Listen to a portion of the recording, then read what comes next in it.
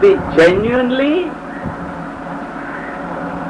slightly changed, or by anything or any effort? If so, what is the effort one has to make? Very nice.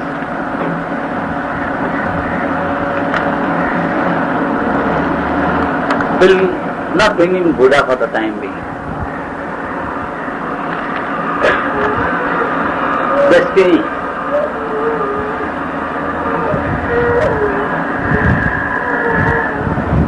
Destiny. Meaning?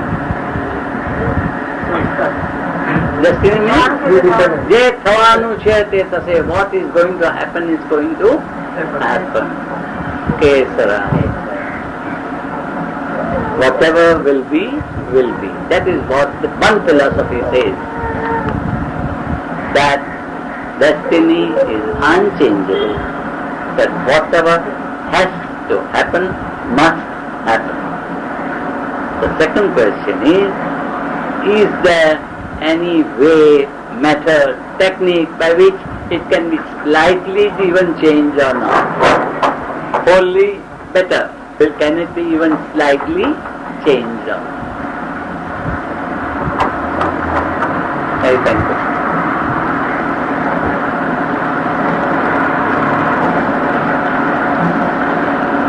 Changed by whom? Changed by himself or herself. Isn't it? I am not going to do this and change his destiny. I can't do it. Can he to a certain extent do it? That is the question. Or is it so unchangeable?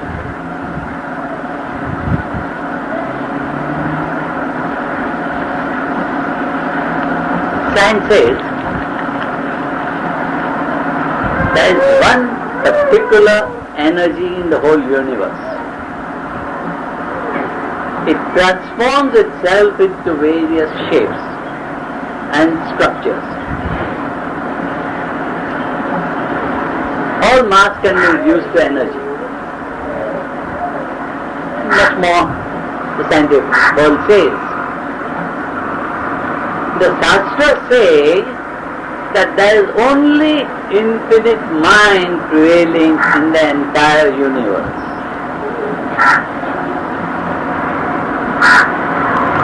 At different places, it takes different structures. It can become sun, it can become moon, it can become a galaxy, it can become anything. It can become a human being, it can become dog or cat.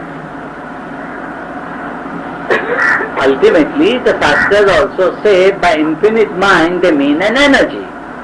But they are a step ahead of science.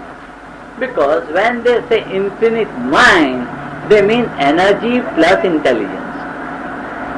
The Shastras say energy plus intelligence, while scientists say energy. And energy without intelligence is useless. All that power is useless. It can break his head in the wrong place. Now, sticking to the fact that it is only energy and there is no intelligence, science finds it very difficult to explain now. Now that it has made progress, it finds that it is very difficult to explain whatever is happening in nature without a mind, without intelligence. Will science come to our Shastra? Is my question. Will science come to our Shastras? And will our Shastras aid science and say single energy plus intelligence is the cause and not only a single energy?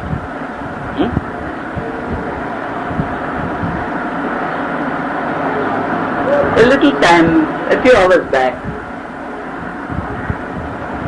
I talked to you about tuning in with infinite mind.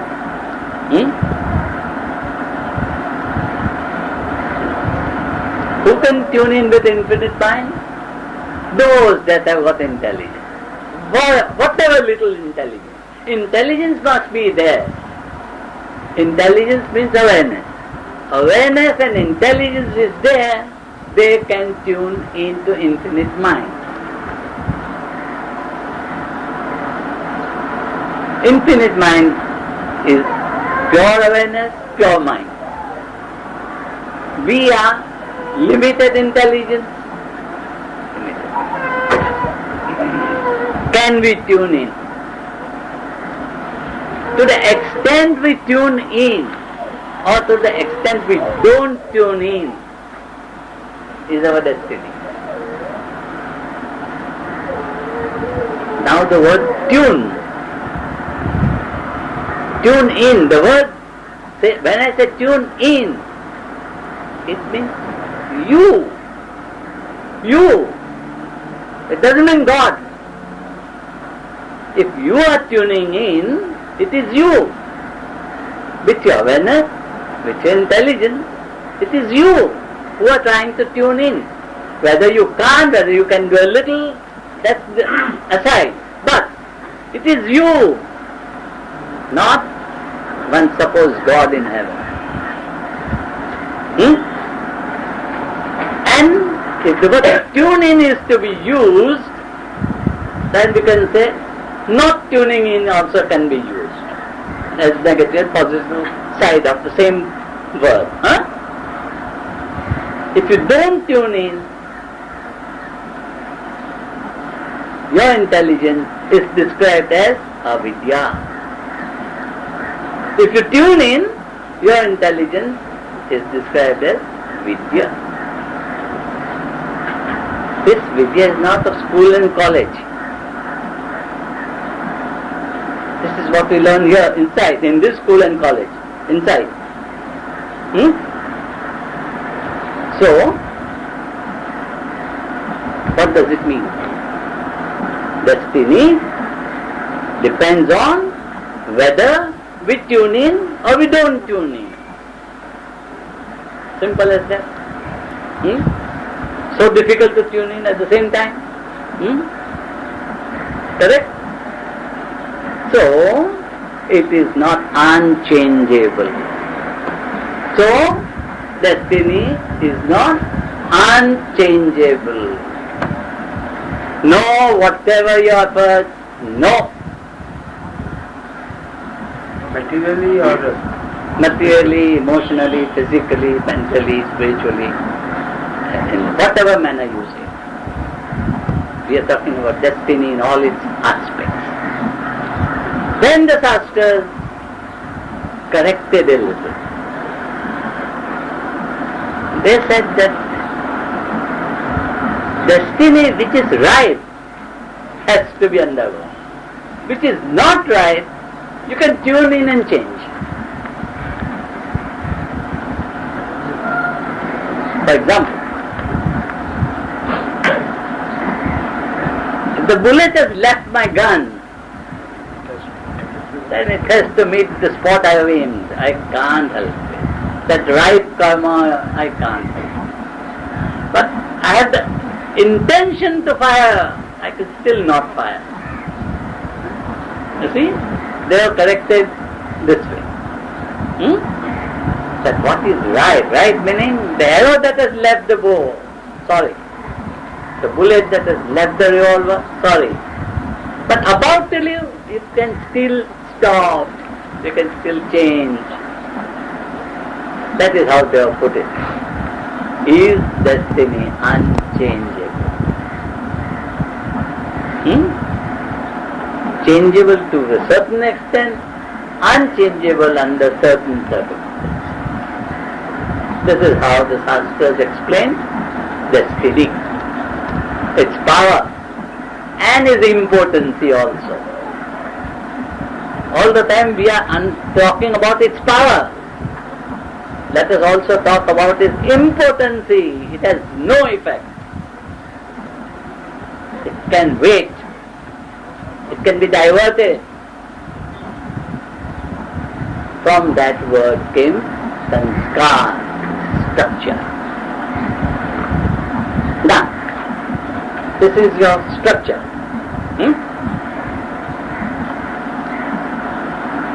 destiny is coming to you.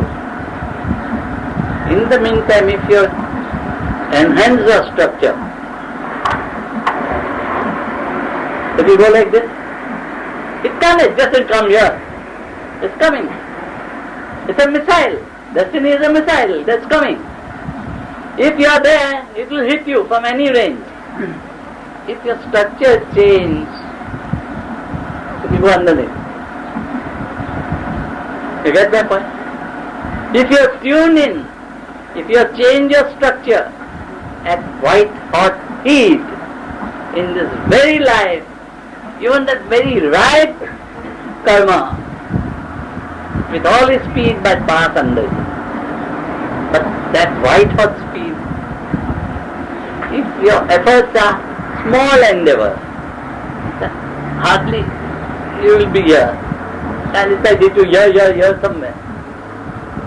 You get that? That is what the Sanskrit says. You change your structure. You tune in. You tune in and change your structure. Why are you bothered about your destiny? Why are you bothered about your ailments? Why are you bothered about anything in this world? Change your structure. Tune in.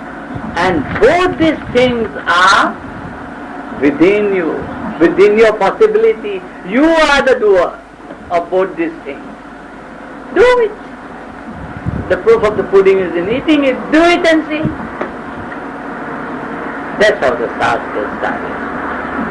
Then they went into details of certain techniques and methods and things. The word dharana, dhyana, samadhi, we learn foolishly concentration, meditation, identification. Somewhere we have got a translation of these three words. There is no translation of these three words, dharana, dhyana, samadhi. Up to the stage,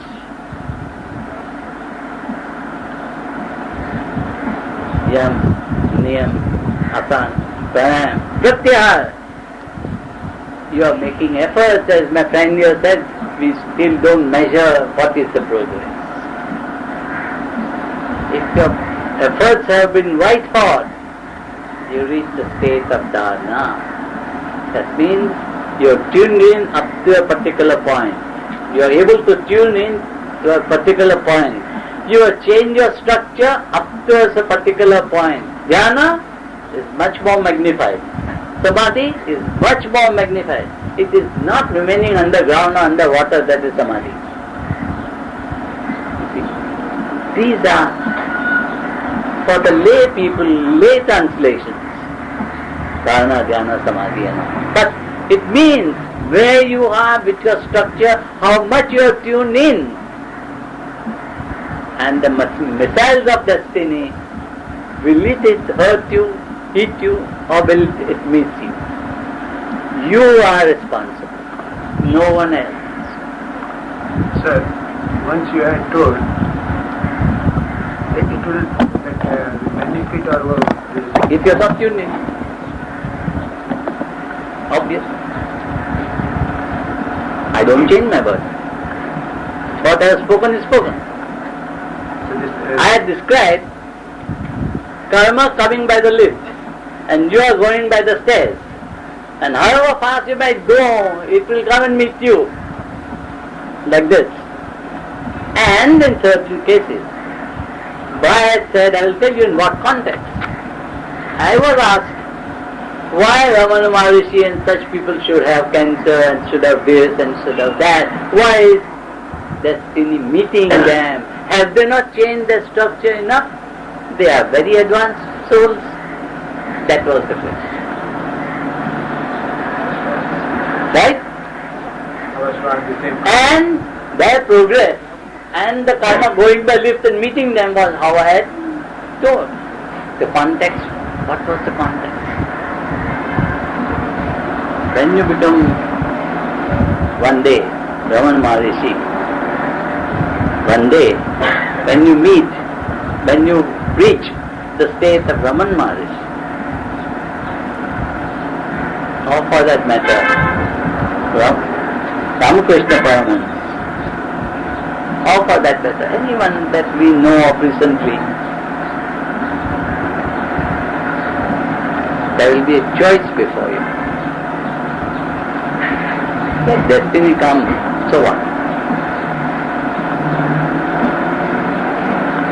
They will be going through certain things for the sake of the world, for the onlooker, for people like us who are onlooking, you see, to explain why they are accepting destiny.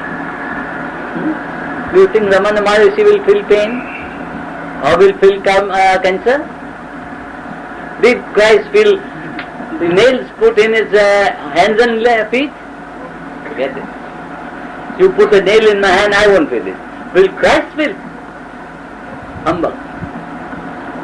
But they show all these because it's for the common man's uplift that they are going through all this. Do you know when he was carrying the cross, it was very heavy. And a Roman, very strong, tall Roman, who had just converted himself to his Christianity, he came forward and said, "Let me shoulder." Do you know what Christ told him? Can I not summon 5,000 angels to my aid? What did he say?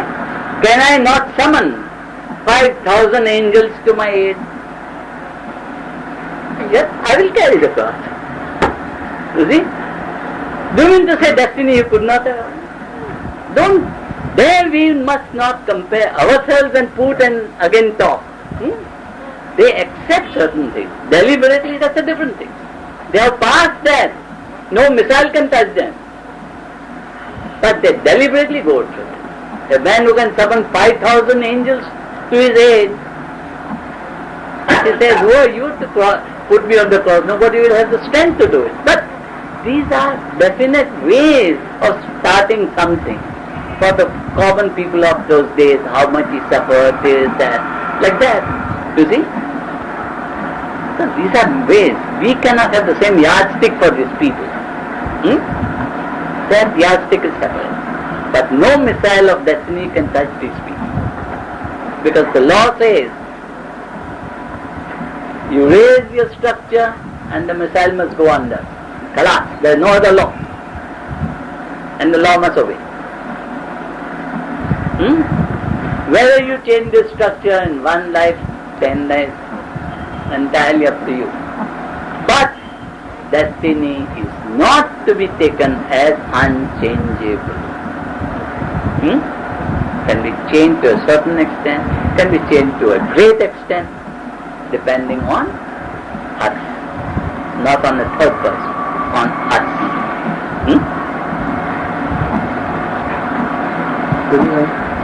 I want to say something about that.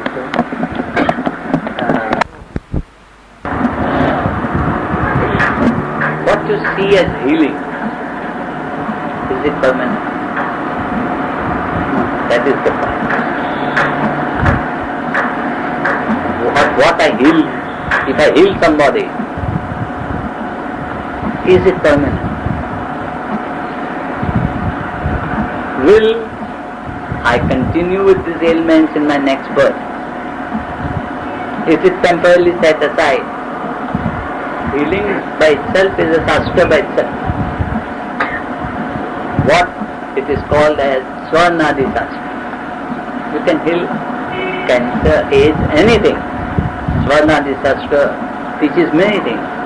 It raises the question, is the healing permanent?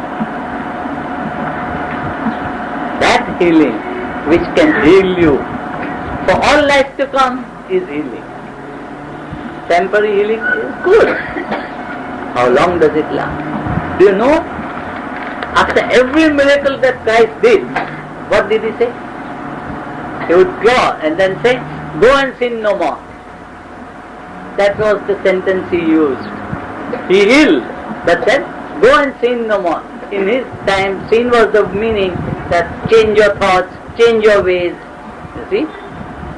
I am healing you today, it will come again. Go and sin no more. If you do, it will repeat. So, healing to be permanent There is only one cure. Change the structure, tune in. Write these two words, every day look at these two words, nothing else. Nothing else is required in life. Because structure, granite is soft as powder before structure. You can't dynamite structure. You can change it, but you can't dynamite it. It is so strong. You tune in and change your structure, you get your permanent healing, your permanent progress, whatever you want. Anything else is a temporary thing. Go and sin no more is a very big sentence. The man is not prepared. He will do the things he was doing and he will get again what he has got. So this is very important. He meant, even Christ meant, change your structure. Sin no more. Go and sin no more. Don't do the things, repeat the thoughts you have been repeating, doing the things you have been doing. Change your structure. He meant that only when he said go and sin no more. As I said, the language is according to the humanity of that time. You have to use that word. Today you would have used another word. So, this is the point. See? Even Christ still with a statement, go and sin no more. Another point is, when you heal a person, are you sufficiently advanced to know whether he needs healing? Or are you going to step into his karmic death and in spite of his karmic death going to heal him? These are very vital questions.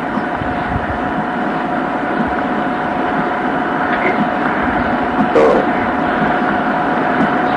in this topics of healing and karma and destiny, one can go deep and get lost. Okay, we'll go further.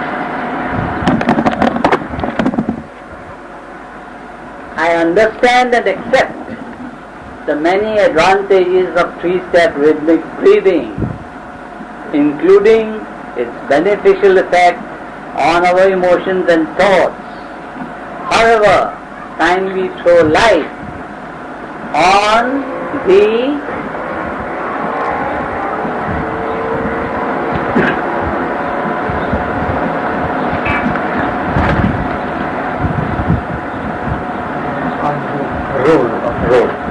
the role of 3SRB as a continuous process of self-remembrance along with the necessity of being aware of our daily activities. When established, does it cease to be a self-remembrance process? Very big question.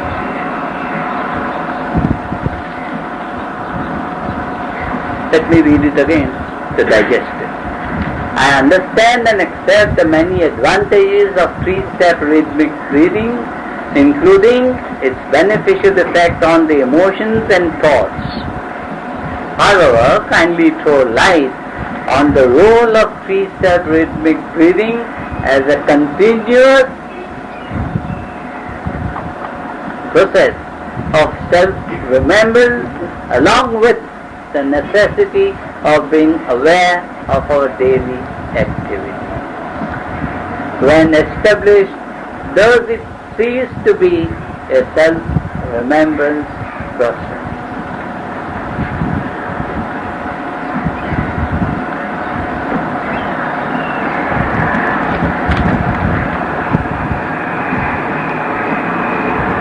Have you understood? I have not understood.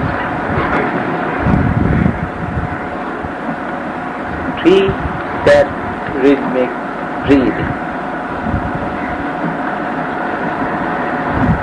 is not an exercise. Three-step rhythmic breathing is not an exercise. three-step rhythmic breathing has to replace our wrong breathing as a correct and rhythmic breathing.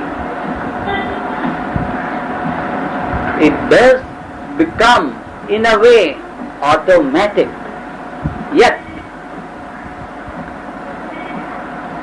the first thing it does is it upgrades our awareness.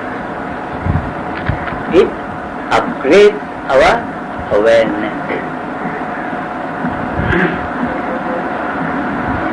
In the beginning, you have to remember to breathe three-step rhythmic breathing.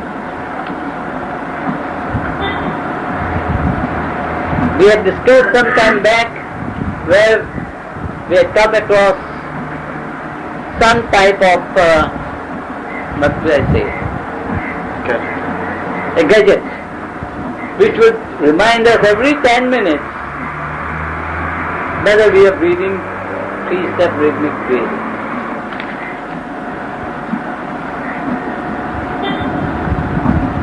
The point here is, does it increase our self-remembering, or does it become automatic and then the idea of self-remembering is not there? Whatever you do continuously becomes a habit, and habit means no remembering. We don't remember to breathe. We don't.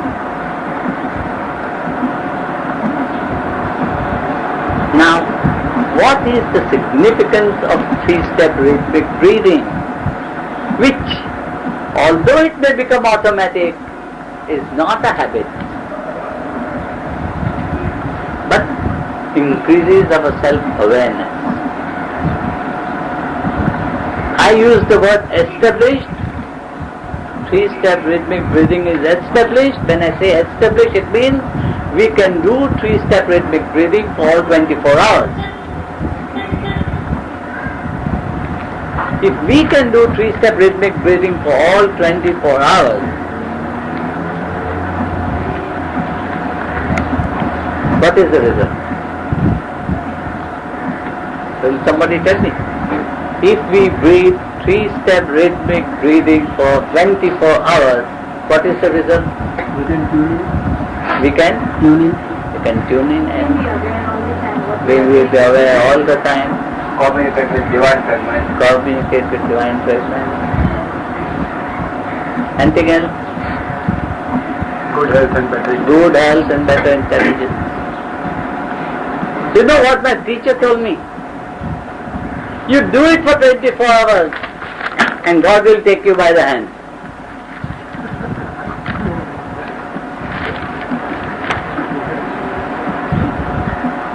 That's what he told me.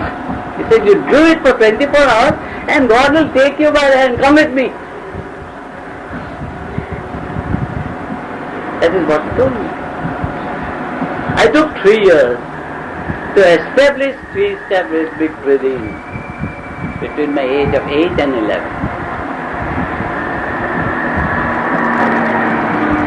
I said, now I breathe all 24 hours. Where is God?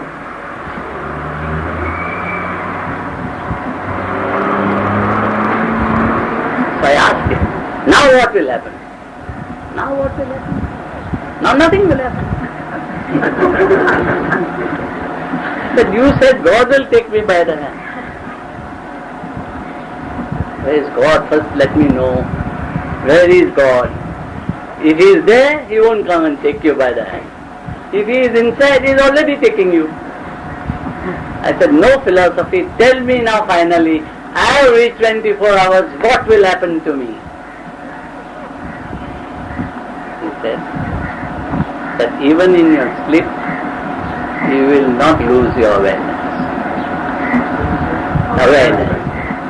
Even in your sleep, you will not lose your awareness. And if I continue for some time, you will not lose your awareness in death. Now you understand what three-step rhythmic breathing can give? If you establish three-step rhythmic breathing, you are aware in sleep. If you can do it over a period and continue, you are aware in death at the moment of. And if you have reached the end of your life with three-step rhythmic breathing, you will be aware in your birth, in your next. These are the promises he gave me. One I have seen, that I am aware in my sleep. The second I will know when I will die. The third I will know when I will be born again. But first I have seen that the awareness does not leave me. And when I say awareness, you are all aware. I am not talking about that awareness. I am talking to you. If my sister in America is ill now, had an accident, I will know. I will be aware. That is what three-step rhythmic breathing, if established, will give you that type of awareness. It's not a small promise. This is not my promise to you. It's the promise of my master to me, which I pass on to you. That if I establish three-step rhythmic breathing, I shall be aware in sleep. If I continue till my death, I shall be aware in death and my next birth. It oversteps mere self-remembrance. Doctor, have I answered to a certain extent? Or you raise another question? I have seen a little elucidation.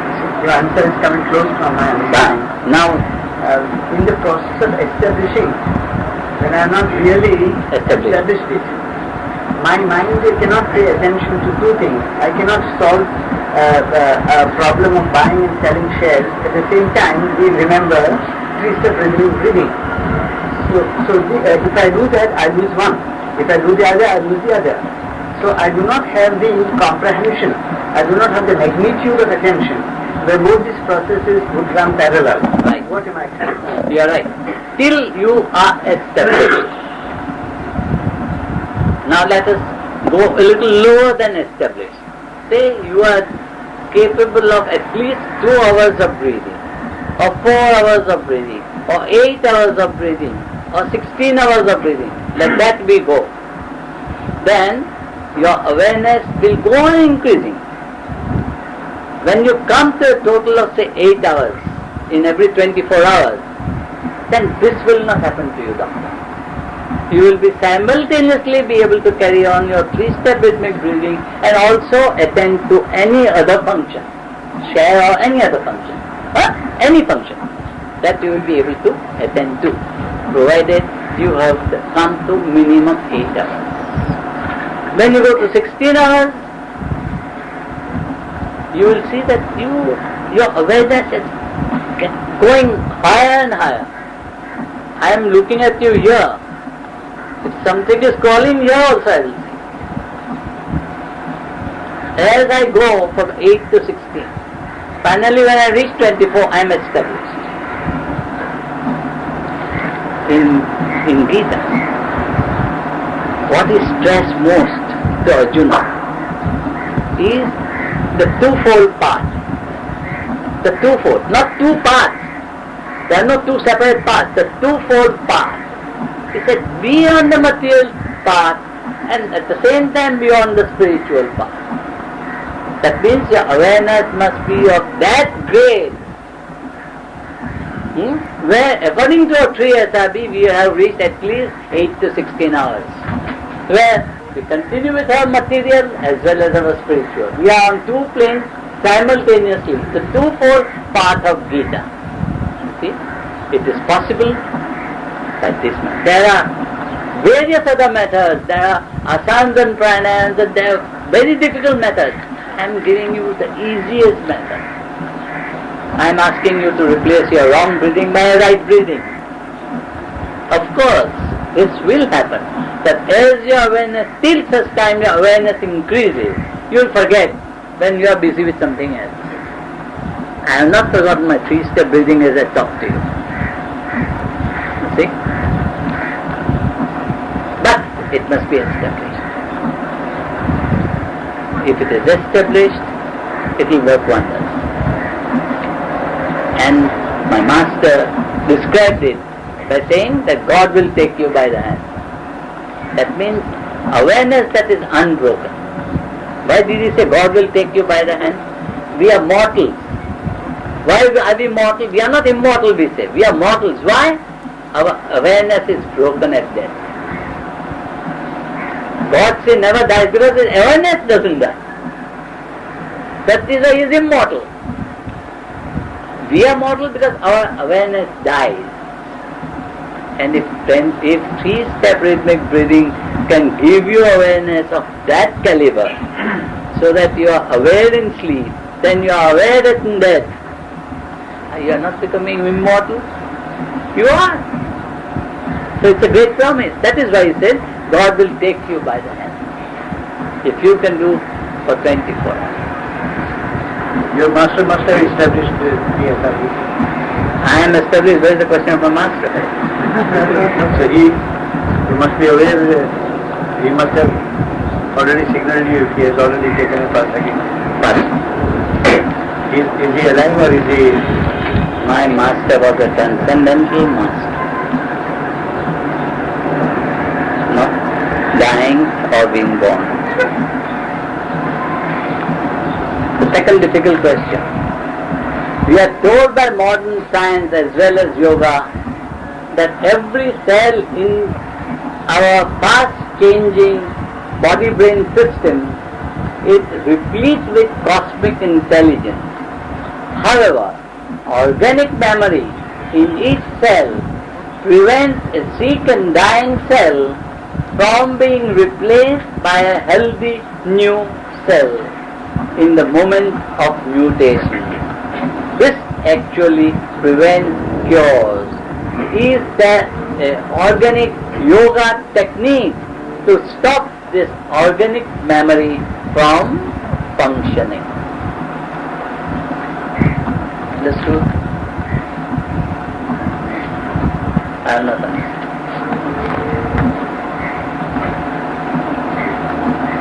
Memory. You are talking about memory. You talk about what you ate yesterday, what picture you saw day before yesterday. Can you hear me? Huh? Everything is memory. Everything is memory. Whether I as a whole body is talking about memory, or my each cell is talking about memory, there is memory. In the whole universe, there is only one thing, memory. And memory repeats. It repeats as it is. Memory repeats as it is. Dr. Hahnemann carried out an experiment, the founder of homeopathy. Took out an experiment whereby he diluted water, the diluted water with a chemical. Went on diluting 100 times, went on diluting 100 times, till he must have done some 100 times. And he wanted to know whether that chemical memory is there. At that time there were no instruments to prove that the memory was there of that chemical. Very recently a scientist carried out an experiment with a particular chemical. Diluted it 100 times. Took one part, diluted it 100 times. Took one part, diluted it 100 times. How many times? 10 raised to 200. Then took one drop and the memory of the chemical was there. The memory of the chemical was there. We replace the word chemical the disease. What will happen? That disease will be there, even if it is diluted 10 raised to 200 times. Now what do we do? No hope. That's the answer, normally. Isn't it? You mean that, no? Doctor, I am on the right line? Now, you know what our pastors say? Memory is the seed. Memory is the seed. After 5,000 lives, that seed, if it gets a particular type of event, will germinate. And in that 5,000 years, you will think that you are making progress spiritually. And suddenly you say, oh God, what has happened? Vishwamitra, after 10,000 lives, suddenly meant Benka. And the seed germinated. Poor boy. See, memory is very, very dirty thing, I tell you. Poor Vishwamitra, you know how he was dragged. So, what is the remedy? So, the science says, what doctors quoted here is, that each cell that dies creates a new cell with its own memory. This is organic memory.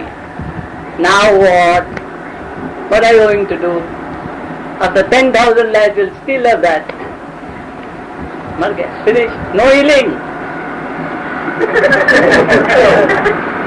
He says no healing, huh? So what will happen now? So we get dejected, go home and say, Khalas, we can't help it.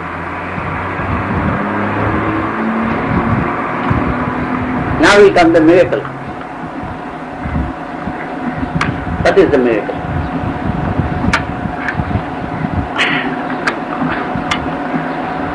God has given you 16 billion cells in your grey matter. And how many billion cells in your entire body, no one knows.